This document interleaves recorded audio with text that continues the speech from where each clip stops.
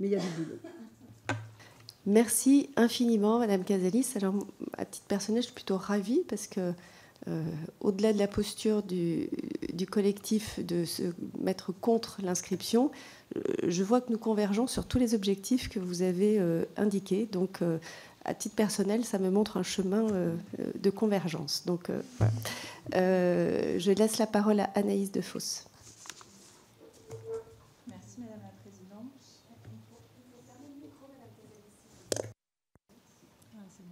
Merci. Merci, Madame la Présidente.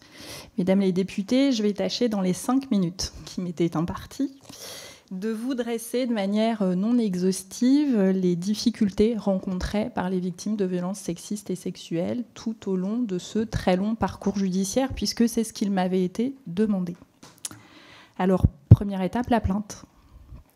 Pardon, je vais être très didactique, mais je vais essayer de vous expliquer sous mon prisme d'avocate comment ça se passe. La plainte s'est passée tout bêtement déjà, la porte d'un commissariat ou d'une gendarmerie. Et en fait, passer la porte d'un commissariat ou d'une gendarmerie, la dernière porte que moi j'ai passée pour assister une victime, le bureau d'accueil, le guichet d'accueil, il était à moins de 2 mètres des chaises pour attendre. Et quand on se présente, la question qu'on vous pose, c'est pourquoi vous venez. Alors imaginez-vous quand vous venez pour viol, bonjour. Je suis Madame Intel et je viens pour viol. Ça, c'est la première difficulté. La deuxième, c'est la personne qui réceptionne la plainte, le plaintier ou la plaintière du jour. Le plaintier ou la plaintière du jour, il n'est pas forcément formé sur la prise en charge des victimes de violences sexistes et sexuelles. C'est le même ou la même qui peut prendre en charge le même jour une plainte pour un vol de vélo. C'est de ça qu'on parle. Et ensuite, une fois que cette étape a été franchie, tant bien que mal, la plainte atterrit enfin dans le service dit compétent. Je vais parler de Paris parce que c'est peut-être l'endroit, en tout cas, que je connais le mieux. À Paris, ça donne 3 services. C'est aussi ça dont il faut se rendre compte. Ça donne la brigade de protection des mineurs, quand les victimes, au moment des faits, étaient mineures. Ça donne la BLPF, brigade locale de protection des familles, quand on parle de viol ou d'agression sexuelle avec un lien de conjugalité. Et ça donne la police judiciaire, en tout cas encore pour un petit moment, quand on parle de viol en dehors du lien de conjugalité. 3 services différents, 3 méthodes de travail différentes, 3 moyens d'investigation différentes et du budget et des personnels qui sont différents. Pour autant, on parle bien de la même chose. On parle à minima de viol dans les 3 services, donc de crime, donc normalement de traitements qui devraient être identiques. Vous aurez, je pense, vite compris qu'on ne va pas travailler de la même façon et être formé de la même façon quand on travaille en police judiciaire, où on est déjà au quotidien en train de traiter des matières criminelles, que le commissariat doté d'une BLPF ou que la BPM, la brigade de protection des mineurs. Première difficulté. Ensuite, cette difficulté, on va la retrouver. J'ai essayé cet exercice en venant aujourd'hui en me disant, mais les BLPF par lesquels je suis passée, combien il y a de personnel en moyenne ? Et j'ai retracé un peu tous les dossiers que j'avais. Et ben, en moyenne, j'ai vu 3 fonctionnaires, maximum 7 par BLPF. Sachant que les BLPF sont toutes les violences intrafamiliales, pas uniquement les viols conjugaux. Ça vous donne une idée de manière pratique à Paris. Voilà de quoi on parle pour traiter ce phénomène d'ampleur. Et je crois que c'est un des constats qu'on partage tout aujourd'hui. L'autre constat aussi, c'est qu'on a des outils qu'on n'utilise pas. Typiquement pour les auditions de mineurs, on connaît le protocole Mélanie, les salles d'audition spécialisées, puis on connaît les protocoles aussi d'audition spécialisées, notamment le protocole Nietzsche, qui permet de poser des questions d'une certaine façon. Honnêtement, je le vois utilisé dans quasiment aucun dossier. Sachant que ce protocole, Nietzsche, il est notamment recommandé pour les enfants âgés à partir de 4 ans, victimes mais aussi témoins de violence, ce qui est quand même assez intéressant dans les dossiers qui nous occupent, et notamment de viols conjugaux. Je vais prêcher un instant aussi pour ma paroisse, mais se dire qu'on va agir de manière concrète dès le début et dès la plainte, c'est aussi permettre aux victimes d'être assistées dès la plainte. L'aide juridictionnelle, ça ne fonctionne pas au stade de la plainte. Ça n'existe pas, en fait. Premier problème. Et puis le jour où vous y penserez, où vous le ferez, parce que je ne doute pas qu'un jour ce sera fait, pensez à revaloriser aussi les unités de valeur, parce que, en fait, derrière tous ces dossiers sont des petits cabinets d'avocates et d'avocats, et je le dis sans honte, puisque j'en fais partie en réalité de ces petits cabinets, et sont essentiellement des femmes, on ne va pas se leurrer. Donc la boucle est bouclée dans ces dossiers, et que tant qu'on sera mal rétribué, c'est aussi très compliqué. Donc première étape, la plainte. Deuxième étape, les unités médico-judiciaires. Les unités médico-judiciaires, je vais volontairement faire l'impasse parce que Dr Salmona en a parlé sur les constatations plus somatiques, plus physiques. Ce qui va m'intéresser un instant, c'est les constatations psychiques. Aux unités médico-judiciaires, le dernier dossier en date, moins de 15 jours, la date pour l'évaluation psychologique, elle est en novembre 2025, à Paris. 1 an d'attente pour pouvoir évaluer le retentissement psychologique d'une femme victime de violences intrafamiliales. 1 an. Donc, en ce moment, ce qu'on nous propose en compensation sont des expertises, par des psychiatres cette fois-ci, dans les locaux du commissariat. Ça dure 45 minutes. C'est pas moi qui le dis, je vous ai amené, bon élève, le dernier rapport qui est rentré dans un de mes dossiers le marque, 45 minutes d'entretien. Aucun outil psychométrique utilisé, donc c'est que de l'entretien. On est dans un dossier de violence intrafamiliale, évidemment. Il chiffre l'ITT comme il peut, donc l'incapacité totale de travail. Et il nous dit « Il est difficile de statuer sur une ITT chiffrée qu'il convient en tout cas d'interpréter à l'aune des réserves exprimées. » Je cite « Possible dimension interprétative du sujet, maintien d'une relation de colocation avec le mis en cause lors de l'expertise. Nous pouvons donc proposer 3 jours. » Voilà. En gros, tout le long de son rapport qui fait 7 pages, il s'est interrogé sur pourquoi ma cliente n'était pas partie. Et ça le taraude tellement de ne pas avoir la réponse à ça qu'on en arrive à cette évaluation-là. Donc pour compenser le 1 an de délai actuellement aux UMJ à Paris, on me propose ce type d'expertise. Alors j'en souris un peu et je vous le dis de manière presque ironique, mais en fait ça c'est dans le dossier pénal. Et ça c'est dans la balance quand en fait je vais en audience. Troisième étape, la décision du parquet. Vous avez rappelé les statistiques qui sont édifiantes. Je vais reprendre le chiffre de 85%, je sais qu'on pourrait pousser un peu plus. Moi, je voudrais, avant de vous donner les chiffres sur le classement sans suite, vous dire aussi ce qui ne fait pas partie des statistiques. Docteur Salmona, vous l'avez rappelé tout à l'heure, il y a celles qui ne déposent pas plainte, celles et ceux qui ne déposent pas plainte, mais il y a aussi celles pour les viols conjugaux, dans la fameuse trame d'audition qui est utilisée majoritairement maintenant par les services de gendarmerie et de police. Il y a, vous savez, ce questionnement systématique. On balaye à peu près tous les types de violences, dont les violences sexuelles. Il y a 4 questions qui sont posées sur les violences sexuelles pour essayer de comprendre, avec la définition actuelle, parce qu'elle est citée aussi dans la trame, si madame, elle se reconnaît dans cette définition. Première problématique, parce que moi, honnêtement, quand on me lit la définition, je ne suis pas sûre qu'il y ait grand monde qui se reconnaisse dedans. Mais j'y viendrai un instant après sur la définition. Une fois que la réponse est positive, que madame arrive quand même à se reconnaître dans les questions qui lui sont posées, eh ben, honnêtement, la plupart des dossiers, ils ne sont pas traités. C'est-à-dire qu'on va me traiter tout le reste, les violences physiques, potentiellement les violences psychologiques, peut-être on me parle de violences habituelles, mais les viols conjugaux, je ne sais pas, ça arrive au parquet, pourtant on a le même document, manifestement on ne lit pas de la même façon, on se ferme les yeux et on n'ouvre surtout aucune investigation sur le sujet. Et ça, ce n'est pas dans vos statistiques. Il n'y a pas de classement sans suite, ce n'est pas traité tout court. Ensuite, dans les classements sans suite, il y a potentiellement plein d'interprétations à donner, notamment le texte tel qu'il est rédigé aujourd'hui, ça j'y reviendrai, mais il y a aussi, à mon sens, le faisceau d'indices, on en parle très peu. On parle beaucoup de charge de la preuve, je l'ai entendu hier quand le garde des Sceaux s'est exprimé, je l'entends à nouveau aujourd'hui. Il y a quand même un grand principe qui est le faisceau d'indices qui peut être utilisé. Évidemment que ce serait plus simple dans tous les dossiers d'avoir de jolies preuves physiques, des traces de violence, potentiellement un ADN, que la plainte elle soit prise tout de suite.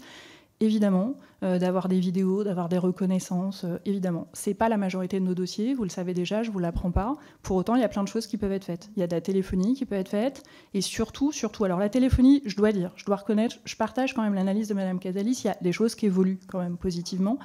C'est un peu plus fait, tout ce qui est téléphonie, recherche informatique. Ce qui a quand même toujours du mal à être fait, c'est auditionner le tour, où il a déjà travaillé, avec qui il a déjà été en contact, quelles ont été ses précédentes relations. Et dans tout ça, si on va chercher, on trouve des choses. C'est ça que nous on appelle le faisceau d'indices, et c'est comme ça que les dossiers doivent être traités. Alors évidemment, tant qu'on n'aura pas aussi réformé, c'est compliqué d'avoir des moyens d'enquête qui évoluent, parce qu'aujourd'hui, ce qu'on doit rechercher, c'est s'il y a menace, contrainte, violence, surprise. Donc évidemment, il y a des choses qu'on ne va pas chercher, parce que ce n'est pas ce que le législateur nous demande aussi. Ça, c'est sur les décisions du parquet. Avec quand même, petite observation, les classements sans suite, ils sont quasiment jamais notifiés. Les victimes ne les reçoivent quasiment pas jamais. Évidemment, ce n'est pas motivé. En même temps, ce n'est pas une obligation légale de les motiver, puisque ce n'est pas une décision de justice en tant que telle. Elles ne sont pas expliquées non plus. C'est à nous de le faire. C'est quand même dans nos cabinets qu'on se débrouille à expliquer une décision qu'on n'a pas prise. Derrière, on rame clairement pour obtenir une copie du dossier pénal. J'ai repris là un dossier, ça fait 1 an que je demande.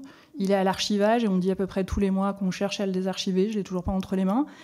Alors ça, pareil, en fait, moi, tant que je n'ai pas le dossier pénal entre les mains, je ne peux pas essayer de passer l'étape d'après, qui est déposer une plainte avec constitution de partie civile devant la doyenne ou le doyen des juges d'instruction pour essayer d'espérer qu'une instruction soit ouverte, ce qui est normalement le principe en matière criminelle. C'est quand même le code de procédure pénale qui le prévoit.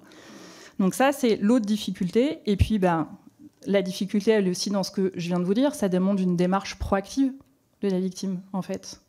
Il faut qu'elle aille déposer cette plainte avec constitution de partie civile, il faut ressortir le dossier, il faut le lire, il faut voir ce qui n'a pas été fait, ce qui n'a pas été bien interprété, rédiger un écrit, le déposer, consigner une somme d'argent si on n'est pas à l'aide juridictionnelle, et puis derrière attendre en moyenne encore 1 an pour qu'un ou une juge d'instruction soit désigné et peut-être espérer que l'enquête démarre. L'instruction, 4e étape. Je dois concéder que c'est pas là où ça se passe le plus mal. En tout cas, quand l'instruction elle débute pas parce que c'est nous qui avons été proactives, on est déjà contente, on a passé le seuil du parquet. Donc on se dit, globalement, et les statistiques nous donnent un peu raison, c'est plutôt bien parti quand on a l'instruction, ça règle pas tout, mais c'est pas là que les statistiques sont les plus mauvaises. Première difficulté, s'il y a des actes d'enquête qui n'ont pas été faits avant, tout n'est pas rattrapable. La téléphonie, ça a un temps, la téléphonie, l'informatique, ça a des durées de vie limitées, on ne peut pas exploiter comme on veut, comme les vidéosurveillances, c'est pas exploitable à l'infini dans le temps. La plus grosse problématique pour moi à l'instruction sont les expertises. Vous en avez dit un mot, docteur Salmona, tout à l'heure, les expertises psychologiques ou psychiatriques. Ça revient un peu à ce que je vous ai dit sur les expertises pendant le temps de l'enquête préliminaire. Il y a très peu d'experts et d'expertes formés à ce qu'est le psychotraumatisme, et du coup, ça donne des catastrophes en rapport d'expertise et qui nous plombent littéralement les dossiers parce que les mécanismes psychiques en jeu ne sont pas du tout compris, du coup, pas abordés, pas expliqués. La sidération, en fait, si personne l'explique, je prends juste cet exemple-là, si personne l'explique dans un rapport d'expertise, ça ne pourra pas être utilisé dans le dossier. Ce ne sont pas mes connaissances personnelles, les connaissances personnelles du magistrat ou de la magistrate qui vont pouvoir faire. On a besoin qu'il y ait des experts et des expertes qui expliquent très concrètement les mécanismes en jeu et qui, dans un second temps, nous expliquent aussi l'incidence. Et ça, c'est très important dans un dossier. Je fais une petite parenthèse, pardon, mais le budget, et on l'a dit suffisamment, est un sujet. Je me suis permis de demander à un expert combien ils étaient payés en fait, pour réaliser ces missions-là. Il m'expliquait que ce soit pendant le temps de la garde à vue que pendant le temps de l'instruction. S'ils sont personnels hospitaliers, c'est à peu près 373 € pour réaliser leur mission. Et s'ils sont en libéral, c'est 425 €. Débrouillez-vous avec ça pour recevoir longuement une victime, parce qu'en instruction, c'est un peu plus de 45 minutes, fort heureusement. La revoir plusieurs fois, si le dossier est plus compliqué qu'un autre, rédiger le rapport, et puis à terme, venir déposer devant une juridiction. Je voulais aussi, et ça va rejoindre la question de la définition, j'ai ressorti un dossier pour essayer de vous montrer les problématiques du moment. C'est un dossier qui n'est pas terminé. J'ai fait le choix de prendre celui-là parce que c'est un dossier qui est récent et que c'est bien dans le débat actuel.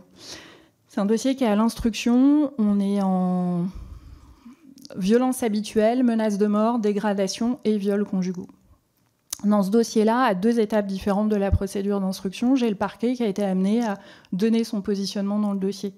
Un dans le premier temps d'instruction, puis un dans le deuxième temps devant la chambre de l'instruction, qui est l'institution juste au-dessus, quand on a des décisions du juge ou de la juge qui ne conviennent pas tout à fait.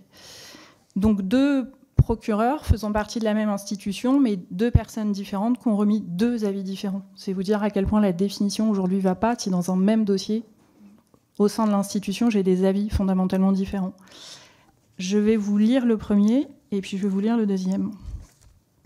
Le premier, madame, a indiqué que les rapports sexuels consentis étaient marqués par des insultes, des crachats, des gifles et des pratiques régulières de la sodomie. En réalité, elle n'a pas tout à fait dit ça. Il en découle que la dimension brutale, décrite par la partie civile dans les rapports non consentis, était habituellement présente dans leurs relations et voulue par les 2 membres du couple. Ces éléments sont donc insuffisants pour caractériser une contrainte ou un élément intentionnel. Bam. Un peu plus loin, puisque à l'issue de ça, on a quand même réussi à convaincre la juge d'instruction qui a rendu une ordonnance pour poursuivre, et monsieur a fait appel, évidemment, donc on se retrouve devant la chambre de l'instruction, et là, le parquet émet un avis différent de son collègue. Si madame ne conteste pas que certaines des relations sexuelles consenties avec monsieur ont pu être accompagnées d'un commun accord de claques et de propos hors contexte pouvant être considérés comme insultants, madame décrit précisément des actes de pénétration sexuelle sous la violence et la contrainte de monsieur.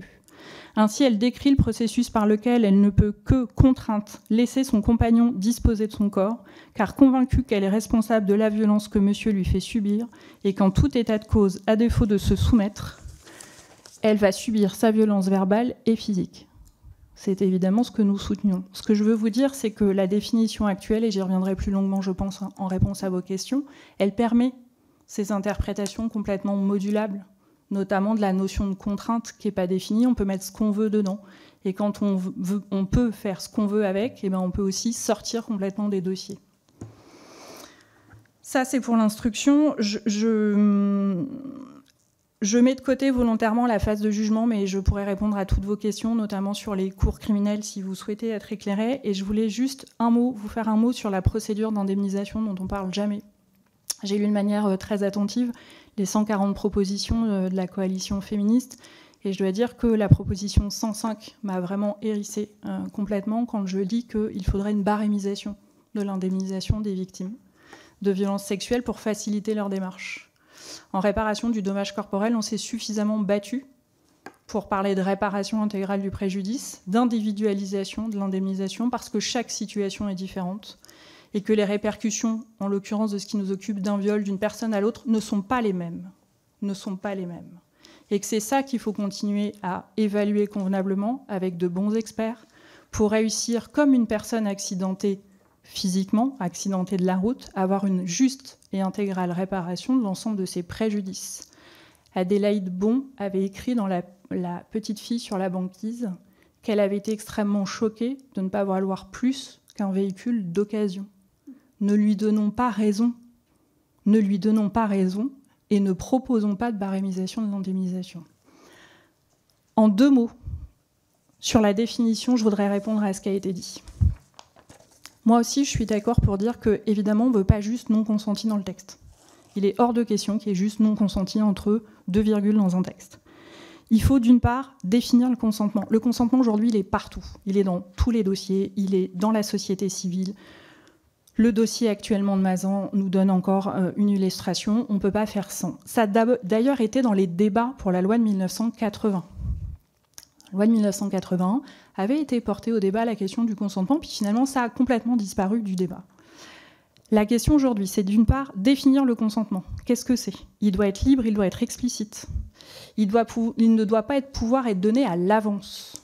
C'est typiquement le dossier actuel. Il peut être retiré à tout moment. Je peux être d'accord dans un premier temps, puis plus pendant. Il doit s'apprécier aussi, il doit être donné aussi à la fois sur le principe même du contact sexuel, mais aussi ce qu'il y a dans le contact sexuel. Typiquement, le port du préservatif. Un exemple parmi tant d'autres. Ensuite, une fois qu'on a dit ça, il faut pouvoir détailler les cas dans lesquels il ne peut jamais y avoir consentement. Et là, on va retrouver notre violence, contrainte, menace, surprise, qu'il ne faut surtout pas, pour des questions de sécurité juridique, sortir du texte, évidemment. On pourrait à ce moment-là mettre l'inconscience. Vous me diriez, l'inconscience, actuellement, avec la surprise, c'est suffisant. Quand on regarde le procès actuel, ça ne bâillonnera pas la défense, entendons-nous bien, la défense sera toujours libre des propos qu'elle tiendra à une audience, quoi qu'elle dise. Mais pour autant, si on avait dans le texte aujourd'hui inconscience, fin de l'histoire dans ce dossier. Très simplement, en réalité. Ensuite, il faut pouvoir expliciter. Ce qu'il faut en fait vérifier, c'est que ce consentement, il doit s'apprécier à la fois en fonction des circonstances personnelles, et je vais vous reprendre la dénomination, mais je ne suis pas sûre que ce soit la plus à propos, de circonstances environnantes. Je la reprends parce que c'est ce que nous prévoit la Convention d'Istanbul. En réalité, à mon avis, on est plutôt sur la notion de circonstances coercitives. Et c'est de ça, en fait, sur ça qu'il va falloir s'arrêter un instant, c'est que, en fait, comment on va... dans le texte, on pourrait tout à fait prévoir ce que sont ces circonstances coercitives, ce contexte. Et ça permettrait, ce contexte, pour en fait déterminer en quoi il y a eu absence de consentement libre, explicite et éclairé. Et là, vous allez pouvoir faire remonter ce qu'aujourd'hui on a dans les circonstances aggravantes, la vulnérabilité, les ascendants, les rapports d'autorité. Vous allez pouvoir remonter tout ça, mais on va aussi pouvoir faire ajouter d'autres choses, la dépendance économique, les violences conjugales, en fait. avec tout le débat actuel sur le contrôle coercitif. Le jour où on maîtrise cette notion, contrôle coercitif, ça fait le lit des viols conjugaux. C'est assez mathématique. Les violences aussi sur mineurs. Madame qui va nous dire « j'ai cédé parce qu'en fait, sinon, il va frapper mon enfant ». Mais en fait, tout ça, vous pouvez l'ajouter et vous pouvez l'expliquer dans le texte. Alors non, ça ne va pas inverser la charge de la preuve, ce sera toujours au parquet d'apporter la preuve de. Par contre, ça va changer la façon de voir les choses, de mener les enquêtes et de mener ses affaires. Monsieur, on va d'abord s'assurer, est-ce qu'il a recherché en fait le consentement? Et vous allez vous rendre compte que dans la plupart des dossiers, pas du tout. Et la réponse, ça va être non. Et bien pareil, c'est plié. Et s'il a recherché, est-ce qu'il a pris suffisamment, comment il l'a recherché, de quelle façon il l'a recherché, de quoi il a tenu compte, comment il a vérifié que ce consentement il était bien libre, éclairé. Et là, vous allez retrouver la liste que je vous ai indiquée, de la dépendance économique, de l'autorité, etc. Donc non, typiquement, même quand madame aurait fini par dire oui, la démonstration, elle est bonne. C'est pas parce qu'elle a dit oui qu'on va considérer qu'il n'y aura pas de viol ou d'agression sexuelle. Pourquoi a-t-elle dit oui? Dans quelles conditions a-t-elle dit oui? Est-ce que parce qu'elle était dépendante économiquement de monsieur? Est-ce qu'elle était dans un rapport de hiérarchie avec monsieur? Est-ce que parce que, comme le dossier dont je viens de vous donner l'exemple, régulièrement elle subit les coups? C'est ça en fait. Et ça permettra encore plus, je le pense, Madame Casalis, de mettre en lumière les travaux remarquables des féministes avant moi sur la stratégie de l'agresseur. Parce qu'en fait, on parle bien le même langage. Et à mon sens, il y a une vraie différence, et j'en aurais terminé, j'ai largement, je pense, outrepassé les 5 minutes. Il y a une vraie différence entre le consentement subjectif. Consentement subjectif, je vais m'interroger, est-ce que j'ai envie d'avoir une relation sexuelle, est-ce que c'est le bon moment, est-ce que c'est le bon endroit, est-ce que la bonne personne, ça m'appartient, ça vous appartient. Et le consentement objectif, objectivable. Et c'est ça, en fait, qui va jouer dans la définition, et c'est là la différence entre consentement subjectif, sexualité, consentement objectif, violence. Et évidemment que les agressions sexuelles et les viols relèvent de la violence.